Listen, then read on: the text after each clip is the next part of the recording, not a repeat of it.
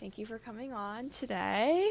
This wonderful, it's Tuesday, right? Yeah, Tuesday. Yes, Tuesday. All right. So first, before we start talking, I would like to do kind of like a warning. In today's episode, we're going to be talking about like disordered eating, that kind of thing. So if you are sensitive to it, just keep it in mind. Maybe this isn't the episode for you. And, but if you would like to listen to it, then that's your warning. I'd also like to say there's some helplines we'd like to mention for eating disorders. The first one is a number you can dial. It's 1-866-NEDIC-20. So that's if someone you know or if yourself is struggling with an eating disorder, you can call that number and get the support you need. But yeah, thank you again, Abby, for coming on and just being vulnerable today. I think it'd be really helpful just to share your story. And I think there will be some people who will be able to relate to you on what we're going to talk about today. So I'd like to start at the beginning. So when you were suffering with disordered eating, when do you kind of remember it starting? Like, what was that timeline for you?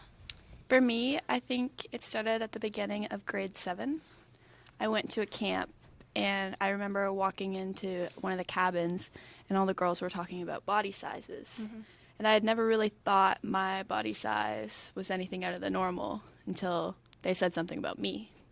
And I began thinking maybe I'm not skinny enough. Even though I was a pretty skinny child, I didn't really know the difference. I remember going on YouTube and looking up how to get skinnier, how to lose weight fast, all those types of things. And the number one most common thing was a diet. And I saw a lot about taking out calories out of your diet.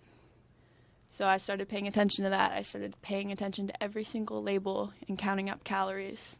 But I didn't know how much I should intake. So I started off with taking 400 or less calories a day in food. Wow.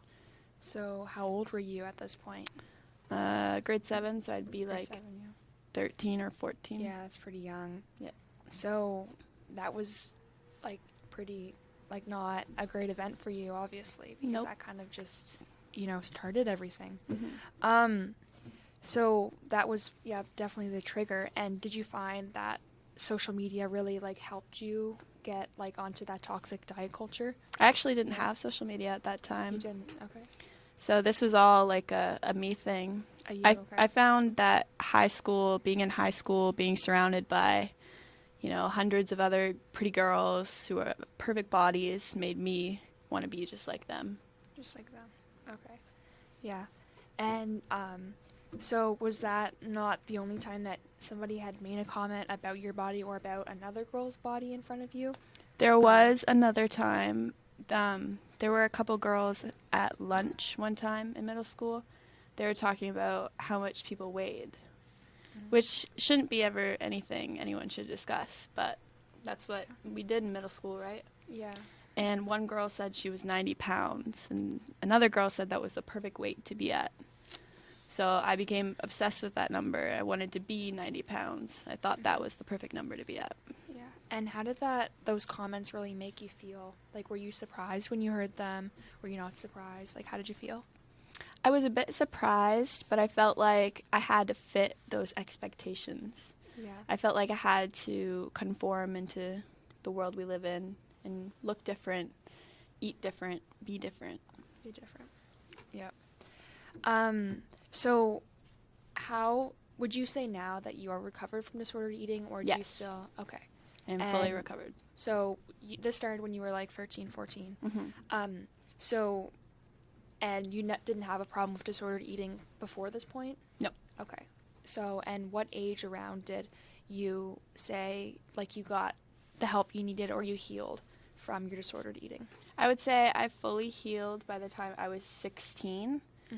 The thing a lot of people don't realize about eating disorders is once you start, it's really hard to stop. Even though I wanted to get better, I wanted to get back to normal, it was like an addiction. I kept not eating food. I kept wanting to lose weight. I kept weighing myself over and over and over. It was a constant habit and a problem. And I kind of enjoyed it, which really sucks to say, and I wish I didn't. But it's kind of like taking a drug. You know it's bad for you, but it feels good, so you keep doing it. Yeah, so like just once you shifted into that mindset, it was really hard to get out of it. Yeah. Yeah. And did anybody around you have that similar mindset? Or- Not at the time, no. Afterwards, yes. I noticed a couple of my friends. I could pick up on signs. But no, I felt really alone during that time. I didn't really have a support system. I didn't want to tell anybody. About what's going on, Yeah. Yeah. So, did you, when you, like, heard that comment in the cabin in grade 7, did you feel like, oh, this isn't normal? Or kind of when you started eating less or focusing on how many calories you were eating, what kind of foods you were eating, quote unquote, like eating bad foods and whatnot, did you notice, oh, this is a shift, like this might not be that great for me? Or was it kind of just a pretty smooth transition into that mindset, if you do remember? I think it was a pretty smooth transition in that mindset. I remember not focusing on what my body looked like as much. I was more focusing on the weight on the scale. The weight? Okay. Yeah, it was the number. I really wanted that number. Yeah.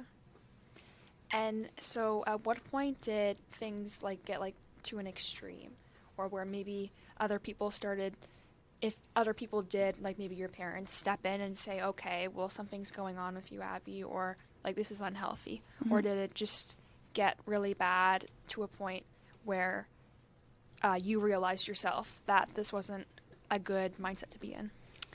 Well, my hair started falling out in chunks, and I remember stepping into my friend's shower and crying, and my friend running into the bathroom, and I said my hair fell out, and there were just chunks of hair. What a lot of people don't realize is that it's not just about becoming skinnier, it actually destroys your body. Yeah. So even to this day, my nails are very brittle and thin and weak. They're not as strong as they used to be because I didn't have those vitamins for years. Yeah. I would have as little as I could. Your skin doesn't heal as fast. You get more tired. I was a competitive swimmer, and I quit because I was too exhausted. It took so much energy out of me. I wanted to sleep all the time. I love sleeping, but I actually was asleep all the time. I didn't want to go out with my friends. I didn't want to go out eating with my friends. It was just horrible. Yeah, really triggering. Yeah. And so when your hair started falling out and you were having these physical effects, is that when you realized, oh, this isn't normal, and then you wanted to change, but then like you said earlier, it was really hard because it's like an addiction? It was about a year into it that my hair started falling out. And yeah, that was, I looked it up, and I remember thinking, wow, this is because I'm not eating properly. Yeah. I didn't even think about it when I started. I just wanted to be skinnier. Be skinnier. And I feel like the whole concept of being skinnier is just a ridiculous thing that's pushed into everybody's brains. And I don't know, it's just weird to me to think that what would it be, 4 years ago-ish? Yeah, 4 years ago, I was still the exact same height I am now, and I was 50 pounds less. Yeah. And that's crazy. And I was so unhealthy. I would wear, I remember these really big hoodies because I didn't want anybody to see that you could see my ribs. And I remember taking pictures, and it looked like my skin was stretched around my bone. Yeah. It was really scary, but it does become something that I secretly enjoyed, which is awful and terrible. Yeah. And yeah, like you said earlier, just that idolization of women's bodies, and that obsession, just kind of in society and on social media, just in all kinds of different platforms. And yeah, it can have such negative effects on you with your disordered eating.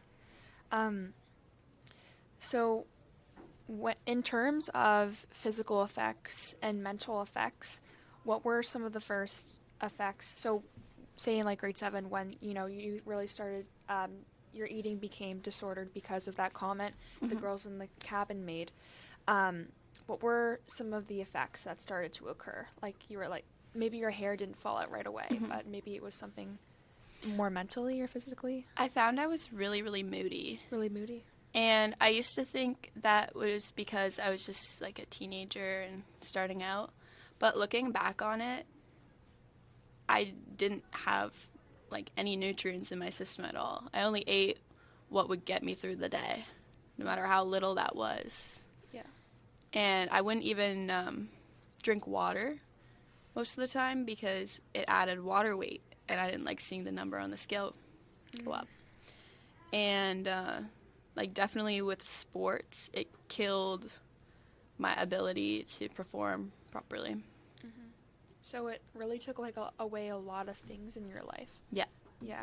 And what would you say, how would you say that affected you mentally, like having to quit like the sports that you really enjoyed or you were doing and not being able to go out with your friends because you didn't want to eat with them or you just didn't have the energy to go out?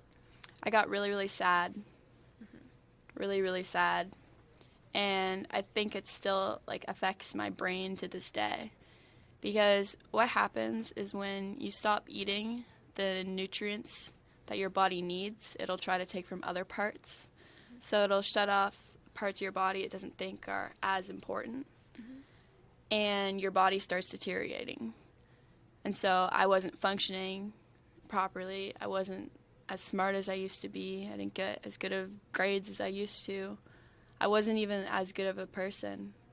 I got meaner, and I found I was just becoming just like those other girls, all falling into the same trap. Yeah. So it was really like affecting you. Yeah. Yeah, that is really sad to hear. And so from what you remember, when did you start recovering, or when would you say was kind of a point of no return for you and you're like, okay, I have to get better, and you started getting better? So when my hair fell out and my friend was there, I was crying, and she didn't like understand why my hair fell out, and I didn't fully process it.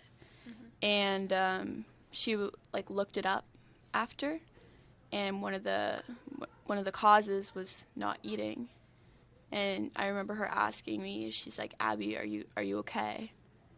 And I didn't even say anything because no one ever really noticed, which is kind of sad because I feel like so many people go through it. It's become normal, Yeah. you know, and it's not something people really pick up on anymore.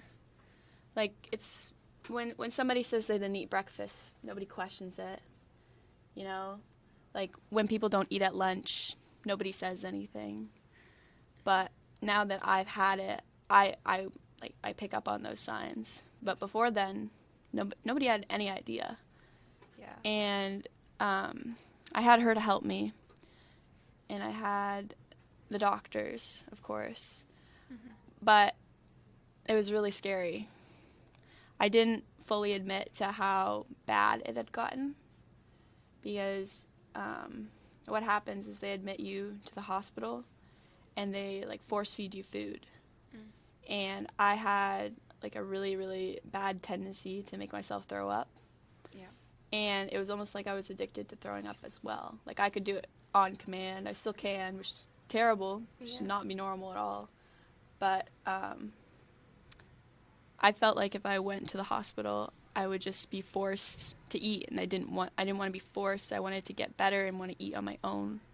So I did lie about how extreme it was, and I just was told to take like all these vitamins and stuff to make sure I got them back in my system because my hair and everything. Yeah. But And that would be hard too if you're being force fed. Like Yeah. you're so used to eating so little, Yeah. and that kind of being forced on you. and it's gross Yeah. food at the hospital too. Yeah. Yeah. Yep. Yeah. Maybe they should look more at like the psychological side of things instead of just trying to force feed your food. I know it would be like an extreme situation, like a dire situation, but yeah, that would definitely be hard on you, just that whole process and even recovery too. So when you did start recovering, what did you find helped you kind of shift that mindset or change the way that you fought? It really helped having my friend, having her there. I took the scale out of the bathroom, and I made a checklist, and I would check it off each day that I didn't bring it out and weigh myself. And I would kind of use that as like a reward system. Like I did something good, and then I'd buy myself like clothing or something. But it's really difficult, honestly. Like there were so many times like I just pretended like I was better, and I was not better at all. I just didn't want people to ask me about it anymore or question it, because once you tell one person, then everybody knows. Yeah. Which, that's just how it works nowadays. But I wanted it to be my little secret. I enjoyed when people called me skinny, and when people made supposedly good comments on my body. And yeah, I just fed on the attention. Yeah, and that's not a good thing either, that, you're struggling so much and people would, like, compliment you, because that's hard to get out of. Because if you yourself are enjoying those kind of things, and then people are kind of, like, noticing and complimenting you for it, that's, and that's hard at such a young age. And that's great that you were able to work on yourself so much and just have the will to get better, because I think a lot of people, it'd be very hard for them to get out of that mindset and get out of that, like, addiction, like you said. Yeah. And so how long did your recovery take, physically and mentally, even though maybe you're not fully recovered in both respects? I wish it was shorter, but I would say that I think their whole recovery process took about 2 years. Yeah. Because what would happen, and as I would start to get better, I would start to eat a bit more, and then I would hear something to do with weight or someone's body, and I would just throw up, and I'd throw up for days, and then suddenly I'd be 10 pounds lighter again. Yeah. And that's very hard on your body. Like you said, you were dehydrated, like you weren't drinking water. Yeah, that's really hard. And was your family, was it hard for them to understand what you were going through? It was really hard for them to understand. They didn't really understand the concept of it, that I couldn't just eat. And I feel like a lot of people don't understand that you can't just eat. That's not how you get better. Yeah. And it was really difficult on my mom, because she also grew up with eating problems, and that was like the last thing she ever wanted for me. So it made her really upset. Really sad. Yeah. Well, I'm really happy for you that you are where you are today. Thank you. And that you do have, how is your relationship with food? Like, you said it is better. You did say that you were fully recovered. And would you say that you try to encourage people to, eat and have a good relationship with their body? I fully encourage everyone to eat. I love food now, and I'm so happy I can say I love food. I know you know from the Idea Center that I do love food, but I just want to take back everything that my disorder took away from me. I used to travel and not eat much at all, and now whenever I go away, I'll eat as much as I can. I love having food, and I know I don't follow a diet anymore, and I don't care if I eat one cookie or 10. And even though people make comments, I'm strong enough to not care as much. Not care, yeah. And it makes me sad when I see other people not being able to do that. But I think it takes a lot of courage and strength, and you have to learn a lot to get to that point. Yeah.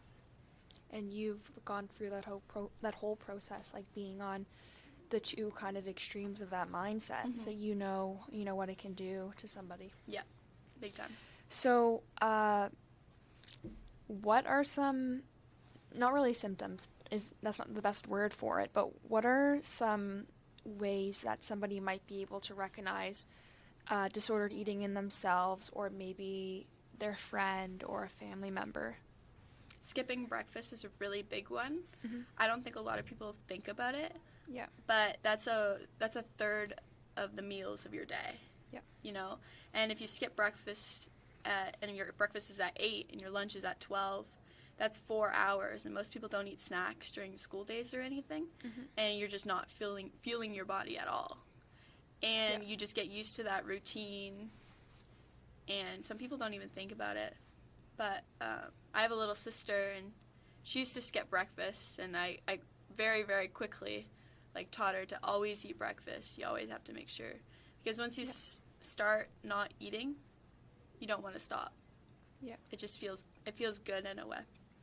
Yeah, because on social media, it's so good to be skinny, or it's that body type is promoted when no matter how unhealthy it can be for people. And yeah, it's just sad that it's so idolized. It is very sad. Yeah. So I know that toxic diet culture is can be a big trigger for people for causing eating disorders or just disordered eating. How do you think we, just as individuals, can maybe try to break that toxic diet culture? Maybe if we start thinking of the way that we're thinking, and making sure we're not encouraging disordered eating or bad eating habits on other people, because that's our normal.